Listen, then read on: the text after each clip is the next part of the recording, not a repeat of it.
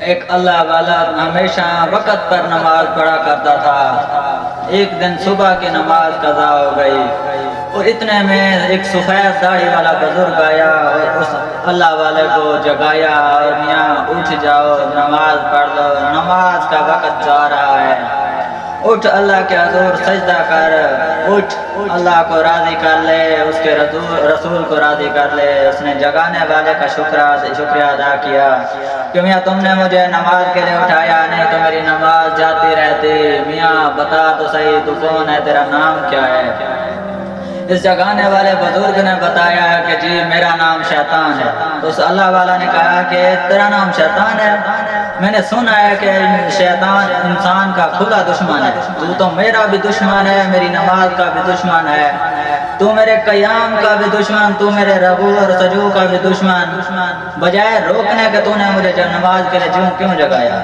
اس شیطان نے کہا ہے اللہ کے نیک بندے، پچھلے دنوں میں تیری ایک نماز رہ گئی تھی، تو سارا دن روتا رہا، ساری رات روتا رہا، ایک نماز رہ گئی تھی اور تو نہ پڑھ سکا، سارا دن روتا رہا، ساری رات روتا رہا کہ ہائے میری نماز چلی گئی، ہائے میری نماز چلی گئی۔ تو تیرا یہ رونا اللہ تعالیٰ کو اتنا رونا پسند آیا، تیرا رونا اتنا پسند آیا کہ تیرے سارے گاؤں والوں کو کی بخشش فرما دی، تیرا رونا اللہ کو اتنا پسند آیا کہ تیرے گاؤں والوں کی ساروں کی بخشش فرما دی، تیری عاجزی تیری انکساری اللہ کو اتنی پسند آئی، تیری نماز سے محبت، تیرا نماز سے عشق اللہ کو اتنا پسند آیا کہ اللہ تعالیٰ نے تیرے رونے کے صدقے، تیرے آنسوں کے صدقے تیرے سارے گاؤں والوں کی بخشش فرما دی۔ میاں میں نے تو تجھے جگایا اس لیے ہے کہ کہیں ایسا نہ ہو تیری آج کی نماز بھی چلی جائے اور تو سارا دن ساری رات روتا رہے، اور کہیں ایسا نہ ہو کہ آج پھر سارے شہر کے جو ہے نا اللہ تعالیٰ بخشش فرما دے۔ میں نے تو اس لیے تجھے جگایا۔ تو جوانوں، میرے نماز میرے کریم نبی کی آنکھوں کی ٹھنڈک ہے، نماز دین کا سکون ہے۔ اللہ نے اپنے محبوب کو نماز دینے کے لیے معراج پر بلایا، ساتوں آسمانوں کا اتنا لمبا سفر جب میرے حضور علیہ السلام طے کر گئے، جب پہلے آسمان پر گئے تو حضرتنا سیدنا آدم علیہ السلام پھولوں کے ہار لے کر حضور کے استقبال کے لیے کھڑے۔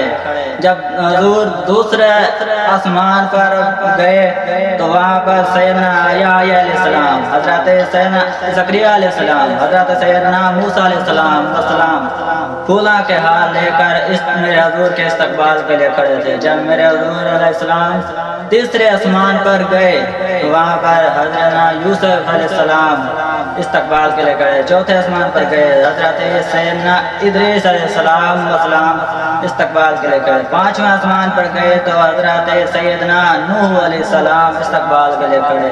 چھٹے آسمان پر گئے تو حضرت سیدنا موسیٰ علیہ السلام پھولوں کے ہار لے کر استقبال کے لیے کھڑے۔ جب ساتویں آسمان پر پہنچے تو میرے حضور حضرت سیدنا ابراہیم علیہ السلام استقبال کے لیے کھڑے۔ ساتوں آسمانوں سے آگے سدرۃ المنتہا، جہاں جبریل کی بریک لگ جاتی ہے، جہاں جبریل رک جاتا ہے، حضور علیہ السلام نے فرمایا جبریل آگے چلو، کہا نہیں سدرۃ المنتہا سے آگے نہیں، ایک قدم بھی آگے گیا تو سدرۃ المنتہا سے آگے ایک قدم بھی گیا تو میرے پاؤں جل کر راکھ ہو جائیں گے، خود کو بچانے کے لیے میں آگے نہیں چل سکتا، حضور آگے آپ جانے اور آپ کا رب جانے۔ آگے حضور علیہ السلام نے فرمایا کہ کس طرح سفر طے کیا، آگے کا سفر یہ میرا اللہ جانتا ہے، میرا حضور جانتا ہے۔ جب میرے حضور نے عرش کی سطح پر قدم رکھا تو اللہ نے درمیان والے سارے نور کے پردے ہٹا دیے اور کہا السلام علیکم یا ایھا النبی، اے میرے محبوب آپ کا رب آپ کو سلام پیش کرتا ہے۔ میرے اللہ رب العالمین نے اپنے محبوب کو 50 نماز تحفے میں ادا کی، معراج والی رات کی بات کر رہا ہوں، 50 نمازیں تحفے میں ادا کی۔ میرے حضور علیہ السلام 50 نمازوں کا تحفہ لے کر واپس خوشی خوشی آ رہے تھے کہ چھٹے آسمان پر جب چھٹے آسمان پر حضور آئے تو موسیٰ علیہ السلام مل گئے تو موسیٰ علیہ السلام نے کہا کہ حضور اللہ کے محبوب فرمائیں کیا اللہ نے تحفے میں دیا. میرے حضور علیہ السلام نے فرمایا کہ 50 نمازیں میرے اللہ نے مجھے تحفے میں عطا کی. 50 نمازیں میرے اللہ نے عطا کی. تو حضور میرے امت تو 2 نمازیں نہیں پڑھ سکتی تھی، آپ کی امت 50 نمازیں کیسے پڑھے گی؟ حضور مہربانی فرمایا واپس جائیں، تھوڑا سا کام کروائیں. تو حضور علیہ السلام واپس گئے. اللہ تعالیٰ کو فرمایا کہ مالک آپ کا دیا تحفہ زیادہ بڑا ہے، تھوڑا کم کر دیجیے. اللہ رب العالمین نے میرے حضور علیہ السلام کو 45 نمازیں کر دی. 50 سے 45 کر دیں. حضور واپس آئے. پھر حضرت موسیٰ علیہ السلام مل گئے. کہنے لگے حضور پھر کیا بنا؟ کہا 45 نماز. کہا حضور میری امت تو 2 رکعت نماز نہیں پڑھ سکتی تھی، آپ کی امت 45 نمازیں کیسے پڑھ سکتی؟ میرے حضور علیہ السلام پھر واپس گئے، پھر گئے، پھر واپس گئے، پھر گئے، پھر آئے، یہاں تک کہ 5 نمازیں بچ گئی. 5 نمازیں لے کر آئے. حضور واپس آئے رہے تھے کہ پھر سیدنا موسیٰ علیہ السلام نے عرض گزار ہوئے کہ حضور کیا بنا؟ کہا 5 نمازیں بچ گئیں. حضور ایک بار پھر جائیں اللہ کے بارگاہ میں، ان 5 نمازوں سے بھی تھوڑا کم کرائیں. وہ سن کر میرے حضور علیہ السلام نے فرمایا کہ موسیٰ 50 نمازوں سے میرے مالک نے 5 نمازیں کر دی ہیں. اے موسیٰ اب 5 نمازوں سے میں کم نہیں کراؤں گا، اس لیے کہ میرا اللہ کے بارگاہ میں جاتے ہوئے حیا آتی ہے کہ میں مالک کو کیا کہوں. میری امت 5 ٹائم نماز بھی نہیں پڑھ سکتی، 5 ٹائم بھی میری امت تجھے سجدہ نہیں کر سکتی. نہ موسیٰ نہ میں اب اللہ کے پاس نہیں جاؤں گا. میری جو امت ہے، میرے جو محبوب بندے ہیں، میرے جو فرما بردار ہیں، وہ 5 نمازیں پڑھیں گے ہی پڑھیں گے. میں تو اس سوچ میں پڑ گیا کہ 5 نمازیں ہیں، مسجد میں ایک بندہ نہیں نظر آتا. تو اگر 50 نمازیں ہوتی تو امام صاحب نظر آتے؟ ہرگز نہ.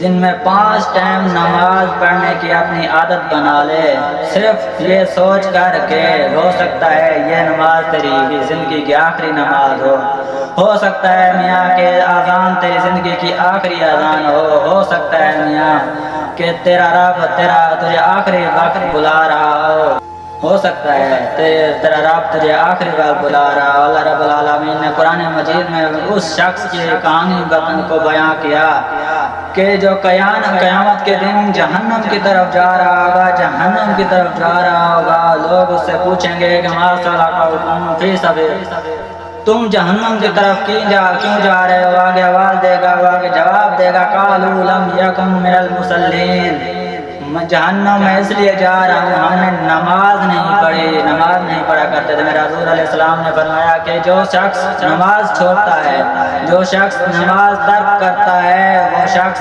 قیامت کے دن قارون کے ساتھ، فرعون کے ساتھ، حامان کے ساتھ اٹھایا جائے گا. کیا تم میں سے کوئی بھی شخص گوارا کرتا ہے کہ یہ قیامت کے دن میں اللہ کے دشمنوں کے ساتھ کھڑا ہوں گا؟ جس شخص میں دشمنوں کے ساتھ کھڑا ہوں گا، جس صف پر دشمن خدا کھڑے ہوں گے، جس صف پر فرعون کھڑا ہو، حامان کھڑا ہو، جس صف میں نمرود کھڑا ہو، کوئی بھی شخص نہیں گوارا کرے گا کہ کوئی بھی میرا بھائی، میری بہن، میرا ماں، بہن، بیٹی، کوئی بھی نہیں گوارا نہیں کرتی کہ قیامت کے دن اسے فرعون کے ساتھ اٹھایا جائے. قیامت کے دن حضور کو اذیت دینے کے ساتھ کھڑا کیا جائے. جب ہم یہ گوارا کیوں نہیں کرتے تو ہمیں پکا ارادہ کرنا چاہیے کہ ہم آج کے بعد نماز نہیں چھوڑیں گے، نماز پڑھیں گے، نماز کو مضبوطی سے پکڑ کے رکھیں گے، نماز کا دامن کبھی نہیں چھوڑیں گے. آج کے بعد ہمیں پکا ارادہ کرنا چاہیے کہ اللہ پاک ہم سب کو نماز کی عادت توفیق فرمائیں، ہم سب کو نماز کے راستے پر چلنے کی عادت توفیق فرمائیں. ہمیں نماز کا دامن کبھی نہیں چھوڑنا چاہیے. اللہ پاک نے ہمارے حضور کو نماز 5 ٹائم کی کر کے دی. ہمارے حضور دیکھو کتنے کریم ہیں کہ انہوں نے 5 ٹائم نماز کروائی اور انہوں نے کتنے ہی محبت سے کہا کہ میری امت ضرور پڑھے گی نماز. تو ہمیں بھی چاہیے کہ ہم حضور کی باتوں پر عمل اندازی کریں، عمل دراز کریں کہ نماز پڑھا کریں، 5 وقت کی نماز پڑھا کریں. ہمارے پاس آج ہر چیز کے لیے ٹائم ہے، دنیاوی چیزوں کے لیے ٹائم ہے، سب چیزوں کے لیے ٹائم ہے، لیکن نماز کے لیے ٹائم نہیں ہے۔ ہم نماز کے لیے ٹائم نہیں دے سکتے۔ کوئی ہمیں بلاتا ہے کہ چلو نماز پڑھ لیں، اذان ہو رہی ہے، ہم نماز نہیں پڑھتے، ہم کہتے ہیں کہ تم چلو میں آتا ہوں۔ ہم اپنے کاموں میں مصروف ہو جاتے ہیں، نہیں جاتے نماز پڑھنے کے لیے۔ کوئی ہمیں بلاتا ہے کہ چل کے نماز پڑھ لو تو نہیں، ہمیں نہیں جانا، اس کو آنکھیں دیکھنے لگ جاتے ہیں کہ کیوں تم پڑھو، ہم نہیں پڑھتے، ہم پڑھ لیں گے، یہ ہے وہ ہے۔ نہیں جوانوں، نماز پڑھو، نماز کی طرف جاؤ۔ دنیاوی چیزیں دنیا میں ہی رہ جانی ہے، قبر میں صرف کام آنی ہے تو نماز آنی ہے، اعمال آنے ہیں۔ دنیاوی چیزوں نے قبر میں نہیں ہے کام آنا۔ جہنم سے بچائے گی نماز، بچائے گی قرآن بچائے گا، دنیاوی چیزوں نے نہیں بچانا۔ تو میرے دوستوں، میرے بہنوں، میرے بھائیوں، نماز کا دامن مضبوطی سے پکڑو، نماز پڑھو، نماز ادا کیا کرو۔ اگلے کو بھی سمجھاؤ کہ نماز پڑھو، اگلے کو بھی نصیحت دو کہ نماز پڑھو۔ اپنے آنے والی اولاد کو، بچوں کو بھی نصیحت دیا کرو کہ نماز پڑھیں، نماز ادا کیا کریں۔